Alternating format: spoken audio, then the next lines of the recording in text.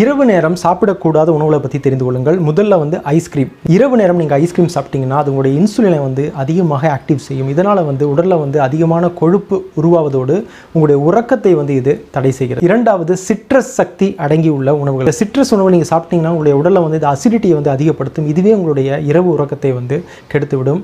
அது மட்டும் இல்லாமல் இதில் இருக்கக்கூடிய டெராமின்கிற சக்தி பார்த்தீங்கன்னா நம்ம பிரெயினை வந்து ஆக்டிவாக வைப்பதனால வந்து நமக்கு அந்த உறக்கமானது சரியாக கிடைக்காது. மூன்றாவது டொமேட்டோ கெச்சப்ஸ். இதில் இருக்கக்கூடிய அந்த டெராமின் சக்தி பார்த்தீங்கன்னா நம்ம பிரெயினை வந்து ஆக்டிவ் பண்ணுறதுனால இரவு உறக்கம் வராது.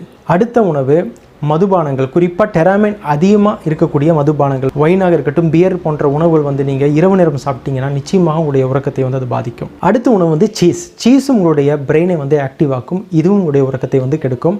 அதுக்கப்புறம் ஸ்பைசஸ் நிறைந்த உணவுகள், இது உங்களுடைய இரவு உறக்கத்தை நிச்சயமாக கெடுக்கும். அடுத்து பீஸா, பர்கர் போன்ற அதிக கலோரிஸ் இருக்கக்கூடிய உணவுகள், இதையும் நீங்கள் இரவு சாப்பிடக்கூடாது.